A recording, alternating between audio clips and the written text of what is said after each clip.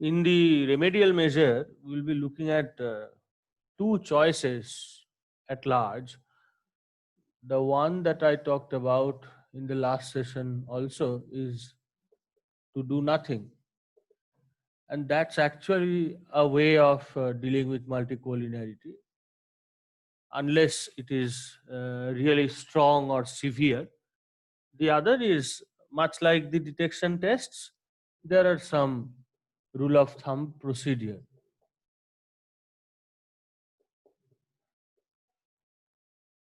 There are some rule of thumb procedure. So let's first look at do nothing, and let formally write something. So since,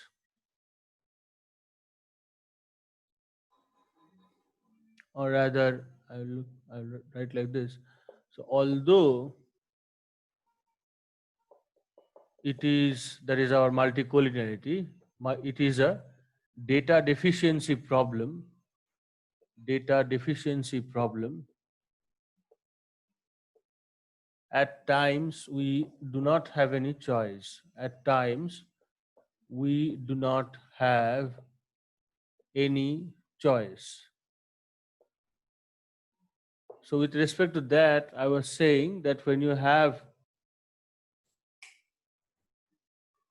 that kind of a problem, it is better that you work with non-parametric. With small sample size, non-parametric works good. Okay.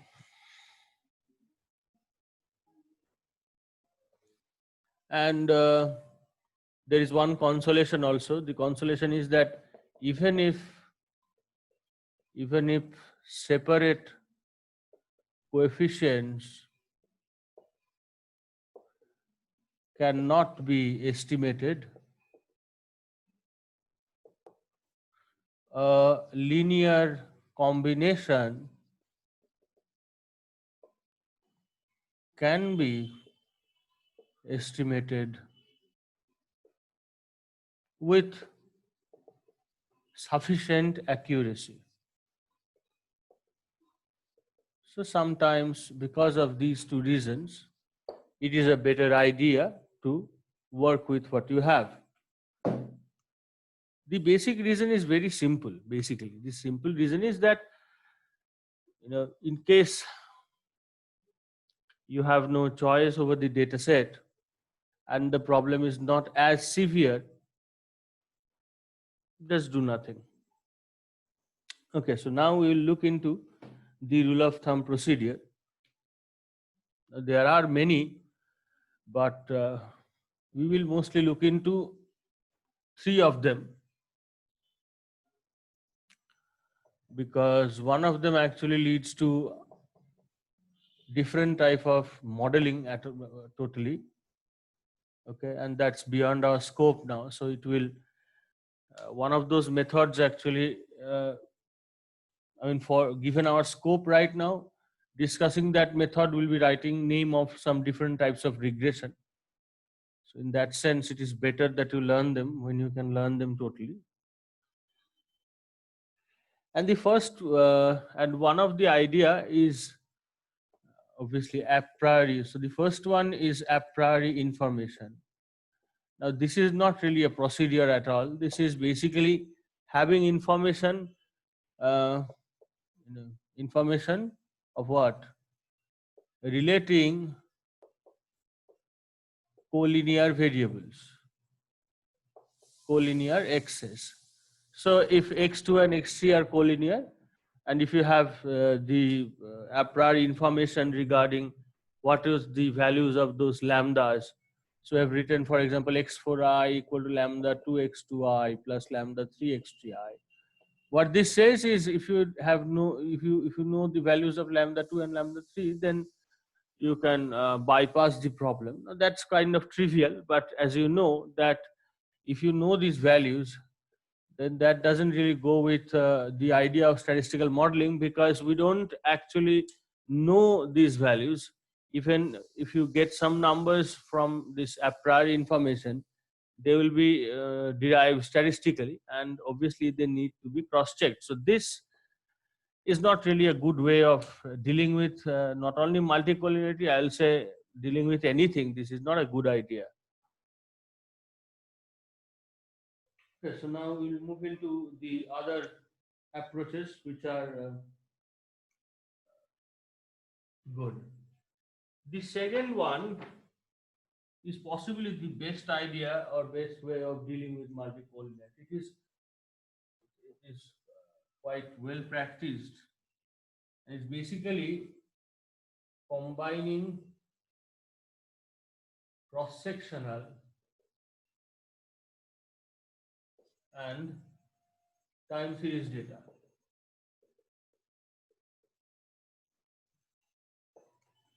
I have talked about this pooling the data, this combining cross-sectional and time series data, that is pooling the data. Okay, I have talked about this at the very start of this econometrics paper, right? There I talked about something called panel data analysis also, and then balanced and unbalanced panel. So a good idea is to involve cross-sectional and time series data together. That actually reduces the problem of multicollinearity, and that is why in most of the cases, the econometricians, so to say, they love panel data analysis, because panel data analysis, as you know, it comes with data which varies with time and geographical region. They don't really they're not they do not come with the problem of multicollinearity. So at times they actually favor that. Considering panel data for analysis itself reduces many of the problems. Okay, let's look at a model. So what is the model? Log yt is equal to beta 1 plus beta 2 log pt. So that's our price, plus beta 3 log it plus ut. So obviously P is price, I is income, and Y is, what is Y? Let me just mention that. So Y is number of cars sold. Rest of it pretty trivial, right? Now, as you can understand that this suffix T, this T says that we are dealing with the time series data. But then again, here we have log, and here also we have log. So what is our objective here? Our objective is to estimate price and income elasticity. Okay. Now, how these how this job solves the problem? You see, time series data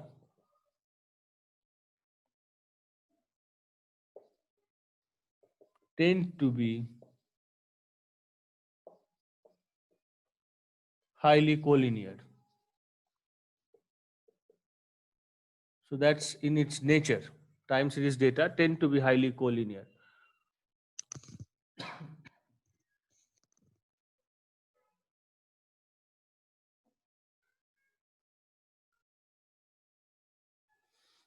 But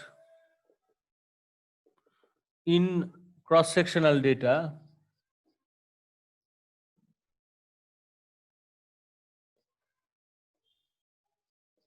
at a point in time,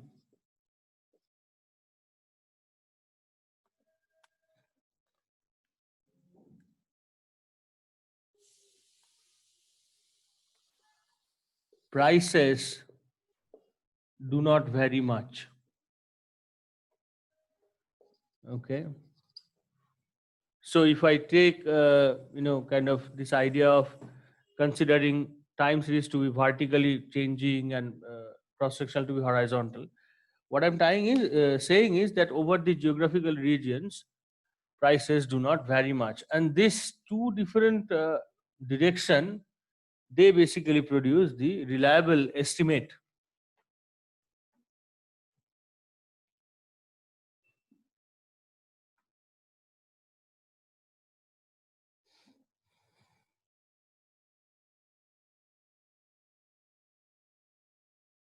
So let me write it here. Hence, we can have reliable estimates. Okay.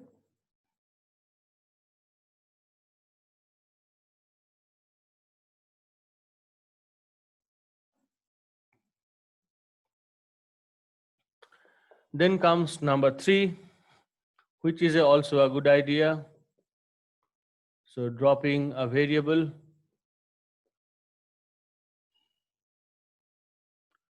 but related to it, there is something called specification bias.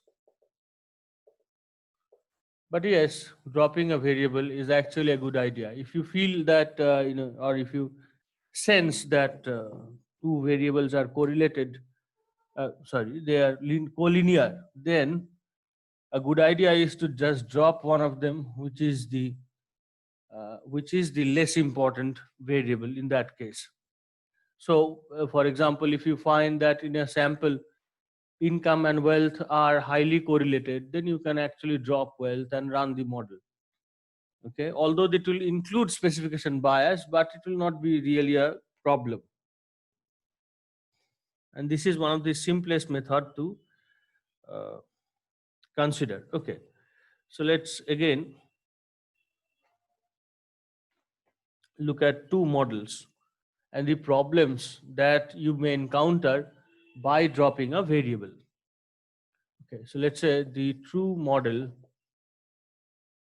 is yi equal to beta 1 plus beta 2 x2I, and by doing this exercise, what we're going to do now, it will answer a very important question that you have faced earlier in one of your entrance paper.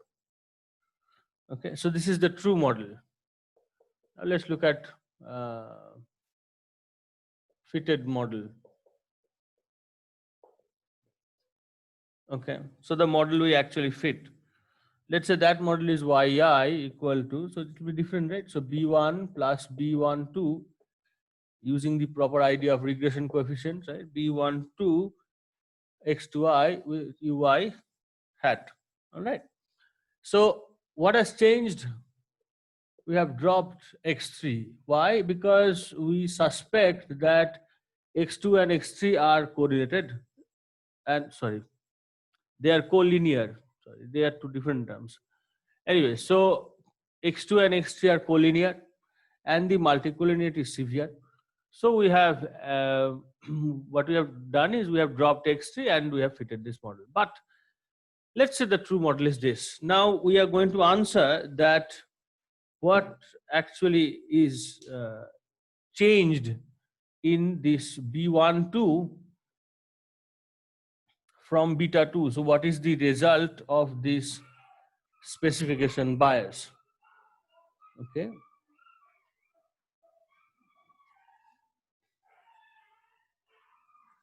Now for that, let me just say that expectation B12 is beta 2 plus beta 3 B32. Okay, that can be derived. All right. Where B32 is slope coefficient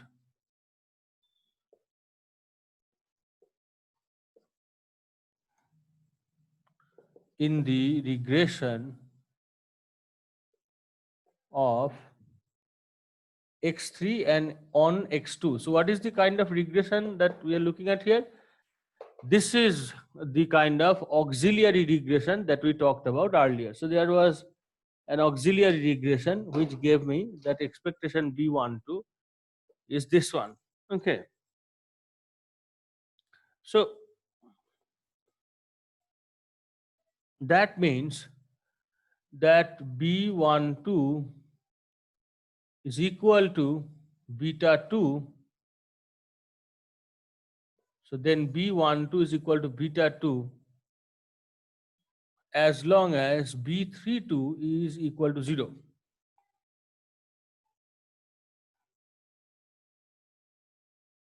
Right? as B3 not equal to 0, obviously. So obviously B3 is not equal to 0. So because B3 can analyze, X3 can analyze YI. So B3 is not equal to 0. So the only option that we have left is B32 equal to 0. So if that is 0, then only they are equal. But it is not. If it is not, then B12 is not equal to beta 2. So we'll do have a difference in value if we drop X3. Okay. Now we are going to look at what will that be.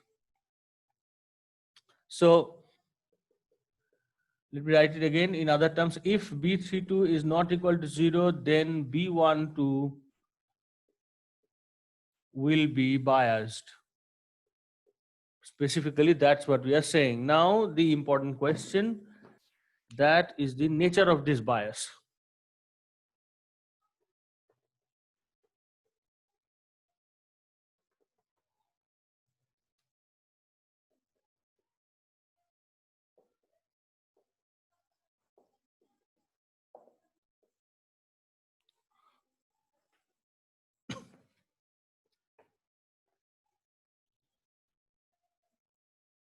So obviously, if both B32 and beta 3 are positive or negative, expectation B12 will be greater than beta 2, which will imply that beta B12 will overestimate beta 2, which is otherwise said to be a positive bias. Okay. Then the next sentence is easy. That is, if B32 and beta 3 are of alternative signs, that is one positive or negative, then there will be a negative bias. There will be a negative bias. Okay, so which means that B12 will underestimate beta 2. So now you know the how we are answering when I am asking, I've been asked a question that if I drop a variable and the variable does have a role, then the bias, the resulting bias, okay, following this will answer whether the resulting bias will be a positive one or a negative one. So that depends on two things. Number one is the sign of the coefficient which connects y to x3 and the regression coefficient which connects x3 to x2. So both of them are required. Okay. So given their sign, the multiplicative effect of that sign will decide the nature of the bias, positive and negative. Remember that that's a very important rule. Okay. The other approach, that is something that we also use regularly, and not because there is multicollinearity, but to our help we use that. So number 4 is transformation of variables. We have solved some problems related to this in the questions of bivariate model. And you have seen that we do not transform variables only because there is multicollinearity, but it's a way. Number one, the first way is one of the ways first difference form, but this is not really related to multicollinearity. First difference method basically comes from time series. We do it for something called detrending of time series data. Okay, and we will discuss it in more detail in autocorrelation rather than here, because detrending as an activity becomes more important in autocorrelation rather than in multicollinearity. All right. So other is number 2 is ratio transformation. That is also something that we have done as an exercise, ratio transformation. So what does it say? It basically says that, uh, transforming models, or not really models, uh, variables in per capita form. In per capita form. So that also is a way. Okay, you take one variable and you divide it.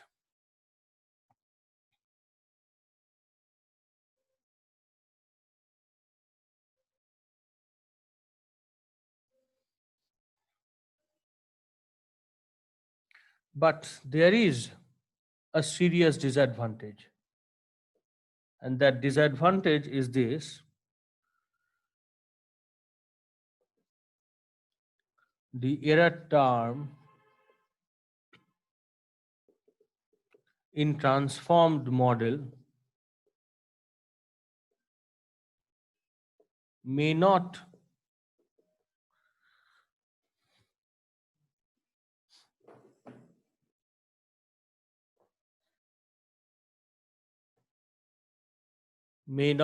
satisfy the assumptions of of classical linear regression model. That's really a problem. So you have to find some other methods to estimate the parameters of the model. But transforming a variable, it's a way to reduce multicollinearity, but the resulting model, it may not lend to the assumption of CLRM. And by that, we are saying that our usual method. So it may happen that it may not work in that direction. Okay. So for example, I'll just give you an example. So let's say we have a model which is yt equal to beta 1 plus beta 2 x2t plus beta 3 x3t plus ut, and then you the ratio transformation model is something that where you decide to divide all of the variables by x3t. So yt divided by x3t equal to beta 1 to 1 by x3t plus beta 2 into x2t divided by x3t, and then your coefficient term, right, which is now from beta 1, which is now beta 3, and then ut by x3t. As you can easily guess that if I write this vt equal to ut by x3t, then this error doesn't follow the assumption of CLRM even when ut follows that. Why? Because this vt, it is essentially heteroscedastic, a topic that we'll learn next. So this is heteroscedastic, whereas even when ut is homoscedastic. So that means the ratio transformation may resolve the problem of multicollinearity, but it may come with newer problems. Although solving them, as you will learn while learning heteroscedasticity, that solving them is not very difficult, more so when you know already the form of heteroscedasticity. That is difficult to know. We have to guess that all the time. Kind of guess that, okay? But here in the transformed model, we know that. So that actually simplifies our job to a large extent. But what you have to remember is that even we are employing the method, even without multicollinearity, when you are looking, let's say, for a ratio transformation model, okay, remember that when I'm doing this, such a kind of event may occur. Okay. Number 5 is the trivial one that I was talking about, that is additional or new data. So obviously we have dealt with a problem of micronumericity, right?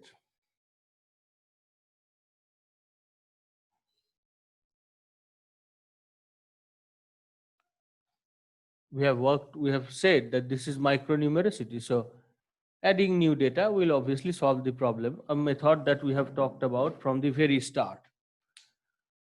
Okay. Now, after spending a lot of time talking about multicollinearity, its detection, and its remedy, end of the day, let's kind of deconstruct what we have studied. The reason being that there is always a method of do nothing. And obviously, as a researcher, everybody will love to do nothing.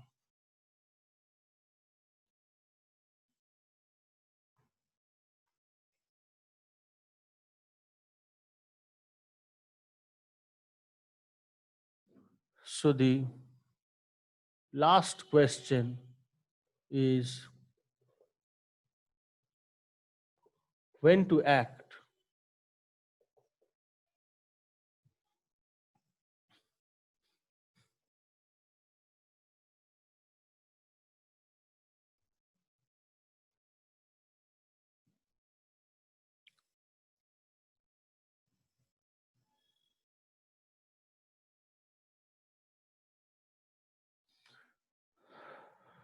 Okay.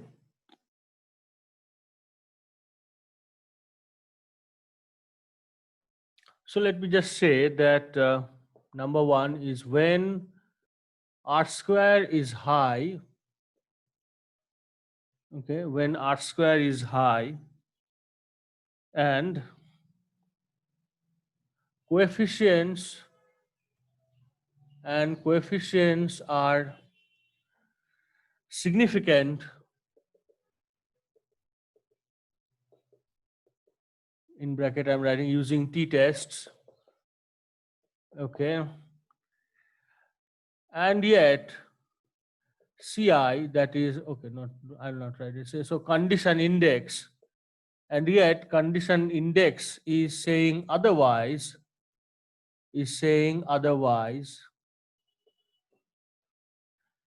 the problem of multicollinearity is not that serious. Okay, so in that case, you don't have to react. So when to act? Number two.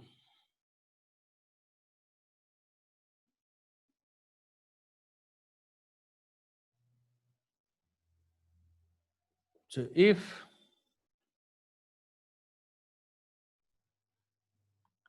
the standard errors are really inflated and one of the other detection rule is satisfied, there is multicollinearity.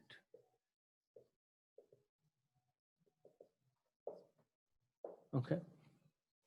So one of the problem that, so essentially what we are talking about here is the basic thing that I talked about when when we started learning statistics, that one of the central job of statistics is to lower the variance, because the lower the variance, the accurate the measurement, the modeling and the prediction and everything. So when you don't have when you are failing to do that, so when standard errors are really inflated, that means variances are really high, and one of the other decision rules, so that is also needed, okay, because having this doesn't really mean that you have multicollinearity. It can happen otherwise also. So we are also looking at one of the other detection rule, and one of them will be high R square but insignificant t value. So let's say if we have a situation combining these two, then there is severe multicollinearity, but otherwise it's not required. Even if your sole purpose is prediction, then also even this, if this doesn't happen, there is not really a serious problem. So end of the day, the issue has 2 or 3 things to mention. Number one, it's essentially a problem of a single sample, and by that we are also saying it's a problem of small data set. The second is that's why always increasing the data set is the best way.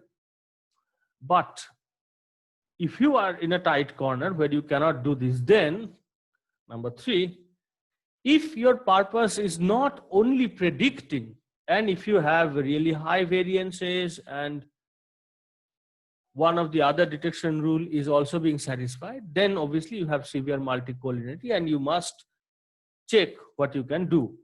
To that extent, I will ask you to study. So for home reading, 2 examples from chapter 10. One of them is 10.10, that is the 10th example of chapter 10. And the other